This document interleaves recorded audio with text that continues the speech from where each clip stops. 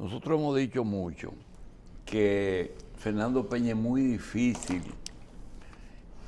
debatir porque él es quizá uno de los mejores en eso y narigonearlo mucho menos. Nosotros lo que queremos entonces es pedirle que en el tiempo que le queda desarrolle el tema que él entiende que está de actualidad y que nos ayude en lo siguiente. En algún momento, algún sector de los aliados, el sector más progresista de los enemigos del PLD, más que de los aliados por el cambio, se comprometieron o pensaron que este iba a ser un gobierno del cambio realmente o un gobierno revolucionario. Yo siempre le he dicho a usted, cada vez que hace esa pregunta, que los cambios no solo son la primera, la segunda, la tercera, la cuarta y la quinta, cuando hay, que también la reversa es un cambio. Sí, hay que calcularlo. En los escenarios políticos las cosas tienen que medirse con flexibilidad. Cambio político hubo aquí. Hubo desde la tendencia a lo que algunos llamaron una dictadura constitucional bajo égida y dominación de la mafia PLDista, o un gobierno de una transición obligada que no era un proyecto de transición hacia un cambio real. ¿Qué es lo que se debate aquí? Aquí se debate en la calle, en el común, en la conciencia colectiva, en las personas, neoliberalismo o no neoliberalismo. Pero en las esferas del poder, la discusión es entre neoliberalismo y más neoliberalismo. Ocurre ¿Y que... esto fue lo que se discutió? En los grupos en los grupos de poder, sí, en los grupos de poder. Y se lo voy a demostrar con lo siguiente. Y realmente, perdón, para incluir, y realmente, sin decirme te lo dije en tal programa, sin decirme te lo dije, ustedes creyeron de verdad, los que apoyaron que salga la mafia PLDista, que Leonel era diferente, porque le convenía la división del PLD. No, absolutamente. Absolutamente, también se ha discutido. Por eso le decía ahorita que era transitoria la alianza de impunidad que facilitó el aprovechamiento por parte de Abinader y sus aliados de la fractura del PLD entre el leonelismo y el danilismo. Que eso fue, es más, que había sido aprovechada por Danilo también para garantizar eso, porque en alguna medida, momentos antes de esa coyuntura, Danilo había tenido un pedazo del PRM como aliado, y aquí lo discutimos también, que era el sector de Hipólito Mejía. Usted lo sabe. Sin embargo, el tipo de solución a la interna del PRM y de ese sector, después de desprenderse de los despojos del PRD y de su líder, el ingeniero presidente del PRD. Paliza. No, ¿qué Paliza? Del PRD. Ah, Miguel. Miguel Vargas Maldonado. Cuando eso se da, hay una utilización también de eso. Recuerde que hablábamos de una X. Hipólito es a Danilo como Abinader es a Leonel. Y el resultado está ahí. Entonces ese es un fenómeno de la transitoriedad de los hechos y la alianza política. Pero eso en cuanto a alianza política, en cuanto a medidas, eso que tú me dijiste, se querían más medidas de neoliberalismo. Yo te pregunto, vamos a suponer, política ficción, Luis Abinader ordena que sea cual fuere el resultado, la presa de Colas no va y se van a compensar a los campesinos de Cotuí. Y segundo, que se olviden los bichinis y los generadores de Catalina, que eso sigue en manos del Estado. Esa es una medida correcta que ustedes esperaban. Cuando dice que ustedes mucha gente. que yo esperaba. Está bien, Sí. pero es contigo. No, sí, es conmigo, pero... No te menosprecies. No, pero es que todo el mundo nos está escuchando y viendo, y mucha gente. Entonces hay que hablarle claro, porque cuando se dice, se utiliza el colectivo, entonces se puede meter mucha gente y la mente es libre. Hay coincidencias que a mí no me gustan y que no me interesan desde el punto de vista del análisis político. Estoy haciendo el análisis en la misma línea de siempre. No, doctor. Los que esperaban cambio, consiguieron cambio. Ahora, ¿cuál cambio? Los que entendíamos que debía cambiarse y superarse el gobierno del PLD es porque había que hacer un pare, poner un freno a un derrotero que llevaba el país. Ahora, ahí viene lo que a usted le preocupa. Había que salir de eso sin saber para dónde íbamos, que es la parte de la pregunta que no salió clara y que seguro a usted interesa. Que no sabía, entonces como que jugamos una quiniela, como que salimos a andar sin saber a dónde nos dirigíamos. No. Quienes analizan los problemas sociales, es mi caso, saben que la historia tiene sentido y que las fuerzas sociales se orientan en determinadas perspectivas y los hechos se van produciendo y se acomodan para presentar entonces disyuntivas, y aquí hay una. Era mucho más fácil el entendimiento de la conciencia colectiva, de que el PLD no era camino, de que el danilismo no era solución, sino el problema y un gran problema. Más fácil entender no solo eso, sino entender que estos no tenían la más mínima posibilidad de ofertar soluciones a los problemas del país, aunque había en ellos una ilusión planteada por la gente. Era mucho más fácil trabajarlo en la conciencia colectiva ahora, porque está absolutamente claro. El hecho de que en menos de un año se haya puesto de relieve que el grupo que dirige la nación no hace un gobierno para las masas que desde las calles enfrentaron al PLD y el PRM y Abinader lo cobraron, que no los representaba, que no los representa, por el tipo de política que desarrollan. Es mucho más fácil y más claro ahora, por una razón elemental. Aquí nadie duda en este país que el gobierno de Abinader no es un gobierno del PRM, sino un gobierno de la alta cúpula empresarial. ¿Y la marcha verde fue para eso? No que fue para eso, es que yo le decía a usted, son los movimientos sociales, cosas no programadas por las lógicas partidarias. No fue el PRM que programó a Marcha Verde, el PRM se montó en el caballo. El PRM recogió resultados porque Marcha Verde como movimiento social no tenía ni fórmula ni propuesta política partidaria y de gobierno, sino cuestionamiento a. Y eso mismo, doctor, empezó a coger la calle en este país ahora. ¿Qué está pasando con el tema eléctrico y con el tema minero que usted dijo ahora mismo? ¿Dónde está el país en el tema minero? Mire, los 6 problemas fundamentales que hay planteados en este país están todos alrededor de las industrias extractivas y del tema minero. Barahona, San Juan de la Maguana, Dajabón, Bonao, Cotuí y Monte Plata.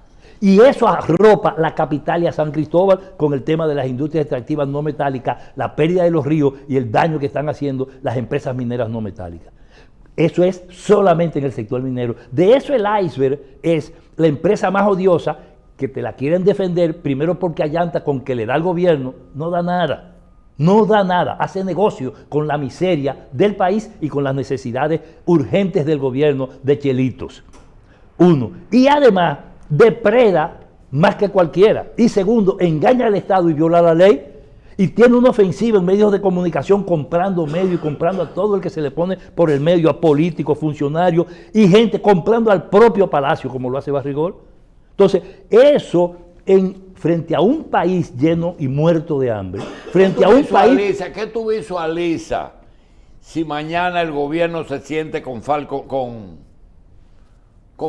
Bridge, y la Rosario, y la Barrigol, y diga una cosa, pase lo que pase, exploten Miranda y hagan su presa en Vallaguana, en Monteplata? Que el gobierno diga eso. Y segundo, Antonio Toñito, entrégale eso a los Vicini y se acaba el juego. ¿Qué pasa? Lo primero es, él no tiene que entregárselo a los Vicini y a esos grupos porque ellos dirigen el Ministerio Porque de ya lo Energía. tienen. Ya lo tienen. Toñito está jugando una función de corcho ahí, porque todo lo que él decía y creía no lo hace, está contra eso.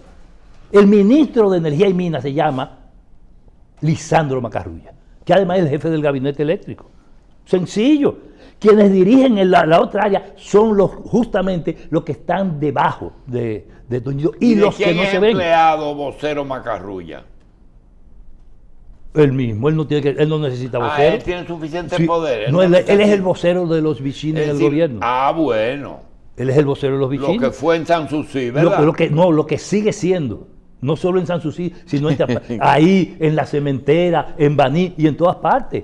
Por eso los expedientes, lo que sigue siendo en La Victoria. Es más, por eso aparece con Macarrulla el tema de la nueva impunidad de este gobierno, porque Macarrulla no debía estar ni en el puesto y debía estar camino a la justicia, respondiendo precisamente por las inconductas y las malas prácticas hechas desde... No. ¿Por qué contratista de una cárcel? No, de una cárcel no. Por el robo en una cárcel. Por el delito cometido en la estafa al Estado Dominicano. Pero no lo digo yo, están los documentos, las pruebas y ahí. Pero además yo le voy a decir una cosa, no se olvide de Sanssouci, no se olvide de la zona colonial, no se olvide de más cosas. Entonces, esos problemas están planteados ahí. Mire, doctor, ellos no necesitan más nada. Entonces, ese fenómeno donde se tiene y donde está la dirección de los grupos oligárquicos de manera efectiva y directa en el gobierno, usted lo toma en todas partes. Entonces, al final de la jornada, lo que estoy planteando es que el país fue obligado, vive una transición y eso está tratando de ser evitado y orientado en la dirección de recomponer el poder conservador. ¿Te quiere más privatización? Mire, nada más con el planteo de las llamadas reformas. Lo que está haciendo es logrando el amplio mecanismo de satisfacción de los grupos oligárquicos de este país. Cójalo sector por sector. Cójalo. Lo primero, que no hay ninguna reforma. Todo lo que está planteado desde el gobierno, todo sin excepción, que le llaman reformas, son temas de discusión donde lo que hay planteado son o contrarreformas o nuevos proyectos de reformas conservadoras, oligárquicas absolutamente. Y este gobierno no di que firmó un pacto el 25 de febrero. ¿Y por qué hay que hacer otra discusión de la reforma eléctrica? ¿Qué es lo que quieren? Es poner en la llamada reforma, en las decisiones de política, o legalizar las cosas que ya ellos habían hecho. Doctor, usted, un segundito. ¿Usted no se acuerda que discutimos el tema de las APP? El PLD dejó la ley de las APP y no le había hecho el reglamento. Este gobierno la puso en práctica, que un superministerio, eso se ha discutido aquí, y en 45 días tenía no solo el reglamento hecho, sino que sobrecogió la economía dominicana a fuerza de eso. Y no se olvide lo que son las APP y lo que han sido, que hasta los organismos internacionales están de vuelta, por lo que eso ha significado. Y eso articulado al tema de los fideicomisos, lo que garantiza es la falta de transparencia de 3 presidentes que están en Pandora. De 3 presidentes, incluyendo a Luis Abinader Corona, por el tema de fideicomiso. Hay 2 que han sido llamados por sus congresos. Y aquí se actúa como si no pasara nada, porque esta institucionalidad está al servicio de esos grupos oligárquicos y porque ese tema no es a una fracción política, toca a la dirección hegemónica de los grupos económicos. Entonces aquí lo que se necesita... ¿Tú querías que al presidente de aquí lo llamaran cuando en su declaración de antes de ser presidente, su declaración jurada, él menciona que él tiene esas inversiones en esa compañía con esos montos? No, yo le voy a decir más. No es que lo llamaran, yo estoy hablando del hecho político. He dicho de 3 presidentes... Pero es que tú mencionas como si estar en los papeles de Pandora estuviera mal. No, yo le voy a decir, no es que está mal. Sencillamente eso, ni está bien ni está mal, está. Porque Sí, está, pero entonces, sencillo. ¿Para qué se usan los fideicomisos? ¿Para la transparencia o para la no transparencia? No lo digo yo. Lo dicen organismos que tú incluso probablemente creen ellos, como el Fondo Monetario Internacional, Michel. ¿Deja la no transparencia? ¿Por qué usted? Es más, lo que está planteado es como un conflicto de tipo ético. Es eso lo que está planteando. Yo no estoy planteando un problema legal. Entonces, lo que estoy planteando es un hecho de cómo son los procesos políticos institucionales, qué es lo que hay que buscar, qué yo prefiero aquí, la fortaleza de mis instituciones, la fortaleza de las instituciones de este país, donde nada se ha respetado. Cuando se habla de subsidio, usted lo refería ahorita, doctor, en el marco de las reformas. Pero no es lo mismo, Fernando, cuando un presidente, y eso yo quiero dejarlo claro, porque la gente a veces no entiende. Entra, como lo llaman en Chile, por ejemplo, entra a ser presidente sin tener ninguna inversión en el extranjero, en ese tipo de instrumentos. Y luego aparece eso,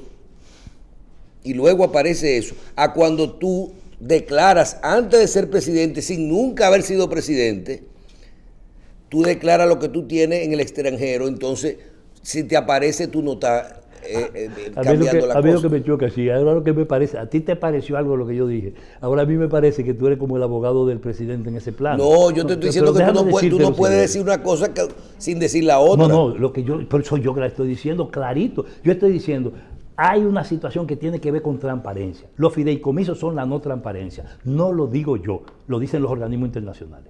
Esos organismos libres de sospecha de ser comunistas, de ser de izquierda. Mira, si tú quieres, porque no es él, podemos pactar para hablar de fideicomisos. No, y de paraísos fiscales. Así es. Pero de las cuentas de Suiza. De ¿verdad? todo, sí. Para decirte, él no es que lo está defendiendo, yo creo que es legal lo que él hizo. No, yo no estoy diciendo que es ilegal. Lo primero, yo no he usado ese término, ni creo que sea ilegal. Yo en eso soy seguidor de la Biblia. No solo hay leyes justas, hay leyes injustas. Porque yo, por ejemplo, te digo a ti hay leyes injustas. Yo no estoy de acuerdo con la privatización de la energía, pero es legal. Pero claro que legal, sí, hay una parte que lo es. ¿Verdad? Hay otras medidas que se toman en nombre de la privatización que no son legales. Por ejemplo, crearle un fideicomiso a Punta Catalina es un proyecto de protoprivatización como hemos planteado aquí.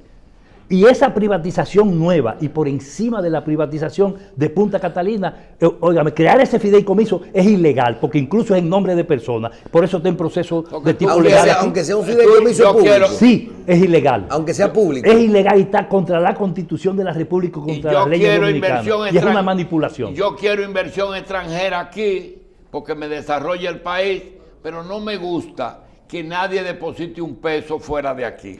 Yo creo en la necesidad de articularse en las situaciones actuales, independientemente de mis criterios estratégicos y trascendentes, de que es imposible desarrollar ninguna economía en la dominicana sin inversión extranjera y sin articulación con ella. Mira, sí, es imposible. Carlos tiene una pregunta y yo tengo algo que te va a sorprender, pero hazle la pregunta. Sí, bien, Fernando. Con respecto a lo que dice, es un gobierno de empresarios, pero a los empresarios es que se está acudiendo para aplicarles una reforma fiscal. ¿Es así o quizás de cierta manera el ir a sectores productivos a gravarlos con más impuestos no es contradictorio con esto de asunto de que la presencia empresarial en el gobierno? Juntamos esa con la otra. Está bien. ¿Cuál es la otra, doctor? Si el gobierno es de No. Si el gobierno es de empresarios, ¿por qué van a caer encima del empresario? La llamada reforma fiscal, que no es reforma fiscal, es una contrarreforma tributaria a favor de los de arriba. En el eléctrico, por ejemplo. Ajá. ¿Cómo es posible que este gobierno esté hablando de subirle la tarifa a más del 90% de los consumidores? Subirle la tarifa, eliminando el subsidio cruzado y haciendo todas las cosas y otras que dicen y no dicen. Mientras a los que consumen más de 700 kilos se la deja igual o se la rebaja, que son exactamente esos grupos monopólicos, los compradores de energía, los grandes compradores de energía. ¿A quién se está castigando en la propuesta de reforma? A los consumidores. Los impuestos son indirectos. Los impuestos son justamente, como decía el doctor, para que usted vaya al colmado y no se dé cuenta que le están clavando un nuevo impuesto. Dos cosas aprendí. No solamente el que coincidir no es malo, sino la cosa que tú me dijiste, que lo correcto es lo correcto. No tiene discusión. Sin embargo, hace 2000, nosotros no nos gusta sacralizar este programa. Es un programa que no es religioso. Pero hace 2000 años, un tipo dijo esto, y yo quiero que tú me digas si se está repitiendo la palabra que él dijo en aquel momento. En aquel tiempo se apiñaba la gente alrededor de este tipo. Y él pudo decirle, esta es una generación perversa. Pregunto, a los 2000 años, esta es todavía una generación perversa. No, la generación no. Aquí hay una clase política que se pervirtió en el uso, la depredación, el robo y el descuartizamiento del Estado Dominicano. Y que acrecentó eso especialmente después que todo era de un sencillo grupo oligárquico alrededor de Trujillo. ¿Y cuándo ocurrió y los repartió eso? ¿Cuándo entre ocurrió todos. eso? A partir de la muerte de Trujillo empezaron a repartirlo y a descuartizarlo absolutamente. Ah, pero fue a partir de... Sí, después de- Cuando Trujillo no era así. No, porque todo lo concentró él en el poder omnímodo Él y era el exclusivo de perverso, él, nada más. incluyendo que todavía andan los vecinos con oficinas recuperando tierra o vendiendo hasta la esquina de cualquier calle de la capital porque era su propiedad y Trujillo se la había quitado durante un periodo. Se la había hasta pagado y nunca la cobraron. Todo el mundo sabe eso, esto está en la historia de aquí reciente. Entonces, el Estado Dominicano que se centralizó con Trujillo terminó siendo... Tú te refieres al ensanche Luperón y que cuando la muerte de Trujillo, el Estado pasó a ser relativamente por el tamaño de nuestra economía, si no el más, uno de los más El ricos más. estados de América Latina y el Caribe, porque todo lo tenía Trujillo y pasó a mano del Estado. Ahora, esa burguesía que resale tras la muerte de Trujillo y esa oligarquía que articulada con ella decidió hacer el poder, comenzó a descuartizarlo y no se olvide el papel de los Armenteros en el diseño de eso, de Enrique Armentero, en el diseño de eso que cogieron hasta las instituciones públicas y la convirtieron en instrumento de captación de eso para coger no solo la propiedad de la tierra. Los vecinos nunca han vendido un pedazo de tierra. El único que no vendieron, sino que de hecho negociaron ahora a la mala, al final de la jornada, después que ellos mismos se la compraron y se la vendieron con sus propios Catalina. bancos, la tierra de Punta Catalina, la única. Y no se olvide el trabajo hecho por Marisa Ruiz sobre el contrato de Enfiteusi.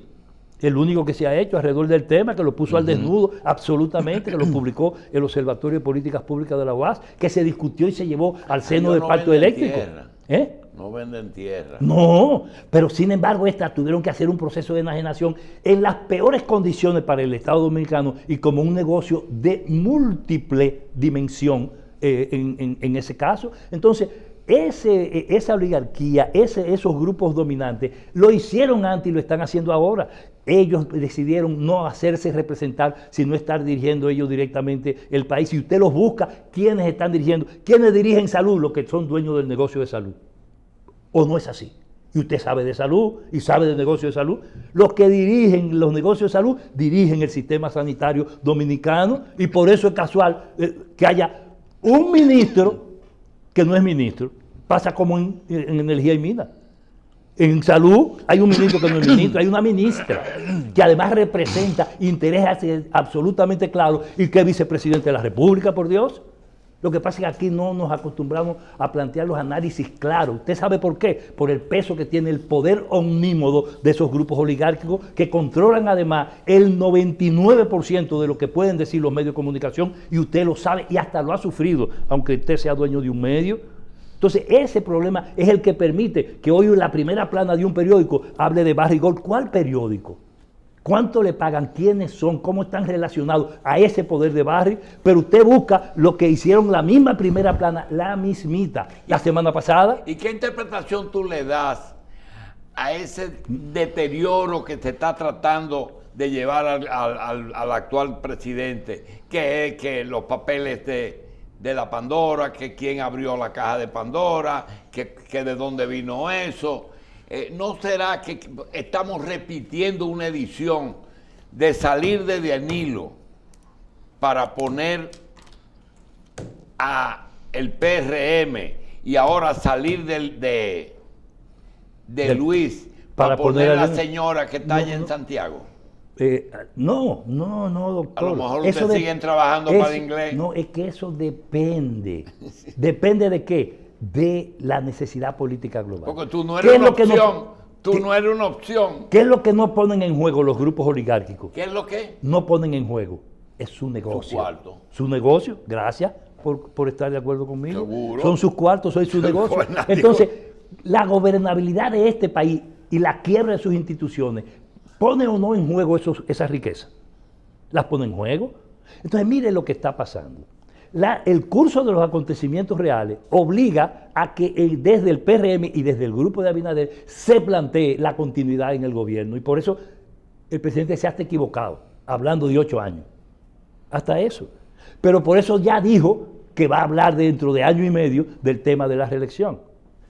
Porque si no, y tiene que adelantar eso, porque si no el gobierno se le queda solo desde ahora. Y un gobierno que no es ni siquiera de partido, sino un prisionero de esos grupos oligárquicos, necesita aire y tiene que buscarlo desde ahora. Y el mejor señuelo de eso es justamente ese, y eso se maneja, mientras tanto, subliminalmente. Ahora, frente a eso hay una realidad. Para que ese proyecto pueda caminar y para que el PRM incluso pueda replantearse la posibilidad de seguir en el gobierno con Abinader o con otro, necesita hacer una cosa, necesita romper la posibilidad de Leonel Fernández. Por tanto, la luna de miel de la nueva impunidad va a terminar. Ahora, ¿cuál es el costo de que termine? Que aquí el proceso siga, que es lo que la sociedad demanda, que haya justicia a la impunidad recientemente traspasada, y esa impunidad y la lucha contra esa impunidad, ¿sabe a quién se lleva?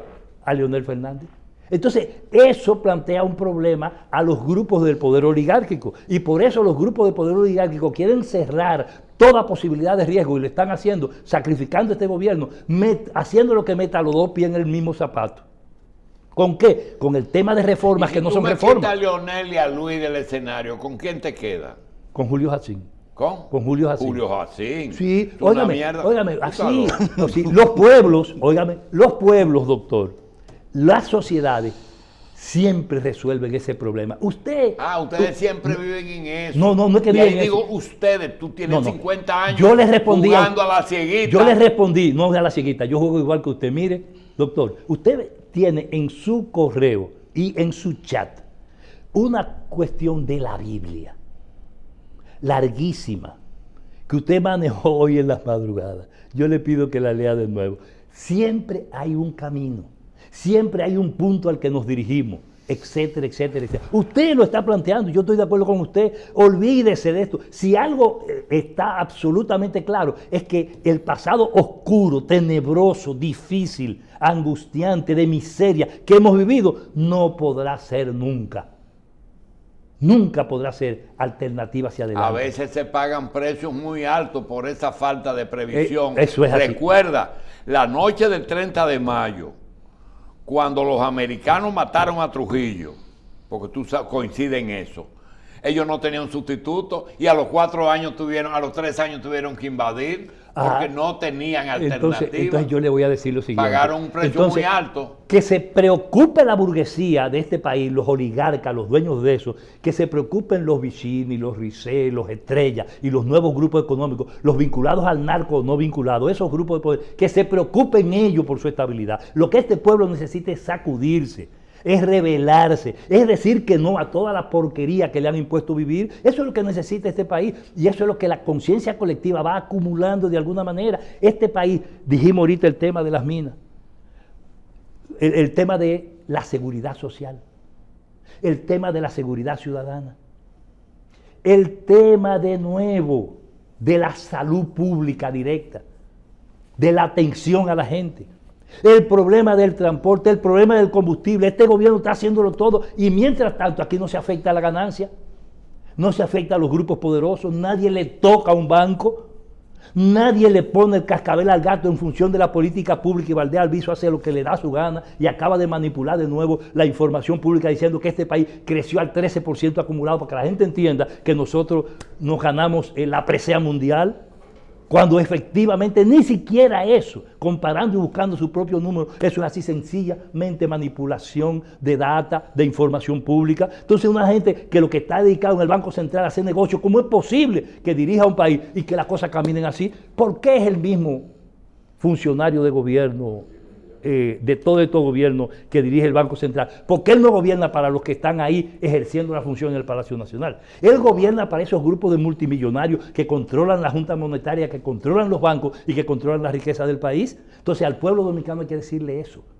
Y esa es una de las oportunidades que ofrece su revista 110 y que ofrece Julio Jacín. Entonces ahí todo lo ponen los bancos. No, lo pone el poder, que es diferente. ¿Él? El poder permanente que lo pone. Y usted sabe lo que es el poder permanente, porque usted y yo trabajamos muy de cerca el tema de los grupos económicos. Esos son los que le ponen el cascabel al gato, los que cortan el bacalao, los que son el poder tras la sombra, los que están más allá de lo que se ve, son esos grupos. Si tú le pones impuestos a los bancos y al dinero que está en los bancos, se van para offshore. Pero ¿quién le ha dicho eso? No es verdad. Eso es como Barrigol que está diciendo, si no me permiten la presa de cola en Yamasá me voy, embute. Miren, no va a haber... Se van. No se van nada. Mentira que no se van. Ahí Barry va a despreciar el mejor contrato del mundo que tiene. Un contrato que lo firmaron, dicen los legisladores, sin leerlo y que se firmó en 3 días. Un contrato que sacó a Barrigol de la posibilidad incluso de una situación financiera difícil a nivel mundial, que además se aumenta ahora y que se potencia con hacer crecer casi 3 veces el tamaño de la explotación. ¿Tú me estás diciendo que Barrigol Dominicana salvó económicamente una parte de Barrigol Internacional? No lo digo yo. Yo le busco la data y la información que tiene que ver con eso. Un problema de tan buen contrato que tienen aquí. No, de tan buena mina que tienen. Es una de las primeras 5 del planeta en explotación. De las 5 grandes. Ajá. Pero no solo eso, es que ahora la quieren triplicar, porque pasar de 4.400 hectáreas mineras a 13.000 hectáreas con Pueblo Grande, que es lo que ellos quieren, que es lo que en el fondo ellos quieren. Barrigol no quiere presa de cola en Cuance. Eso no es lo que ellos quieren. Ese es ahora mismo un gran señuelo. Es una amenaza real que se convierte en un gran señuelo. ¿Usted sabe lo que quiere Barry? Barry lo que quiere es la expansión minera. Y la expansión minera es meter alrededor de 200 kilómetros de túneles, tampoco es explotación a cielo abierto, para los cuales ya están trayendo equipos, no han sometido el proyecto, no han cursado el curso, no han tenido el curso legal y sin embargo están avanzando en eso. Eso es lo que quiere Barrick. Entonces ellos van a hacer la presa de cola en otro lado, porque para hacerla en Yamasá y en Monte Plata necesitan bañar de sangre medio país. Así como lo estoy diciendo. Para ellos, Barrick necesita eso. Así es, no va presa de cola en Cuance. Tienen un pueblo rebelado, no han podido avanzar. Intentaron hacer algo metiéndose ahora del lado de Cotuí y no pudieron. Lo están agitando, me dijeron. Bueno, sí, hay que agitarlo. ¿Y qué hace Barry? Quien agita aquí es Barry. Mire, busca el Nuevo Diario y véale el título. ¿Cuánto dinero hay detrás de eso? Digo, me importa que yo pueda publicar no en ningún sitio, que me entrevisten o no, pero la verdad hay que decirla. ¿Cuánto dinero hay detrás de eso? ¿Y cuánto dinero hubo detrás de todas las primeras planas? ¿Cuántos periodistas, incluso de buen nombre, paga Barry para que le hagan relaciones públicas? Esa gente con Barry? ¿Cuántos? ¿Cuántos diálogos tiene? Tiene. Los dueños, los administradores de Barry con el pueblo que pide cosas. Ninguno. Nunca han hablado. ¿Pero cuándo han hablado, Giovanni, sobre la base de los hechos o sobre la base del soborno y de la manipulación? A cambiar espejitos por oro. A eso es que van, entonces no. Entonces, lo que está pasando, todo eso es parte de una coyuntura y de un momento. Y yo le voy a decir una cosa, no es un problema de la intencionalidad del presidente de la República. Empresario cementero incluso. Mira. No es eso. Empresario de educación, etc. Sí, pero yo te voy a decir algo. No es sus intenciones, es la política que desarrolla. Aquí hay un establishment. Y yo te ruego que vuelva, pero que lleve suave a ese establishment. Pues de ese que yo estaba hablando. No, yo se lo agradezco a usted, además es imposible que yo no lo haga con usted. Sí, que va, nos vemos la semana que viene. Gracias, Fernando. Gracias.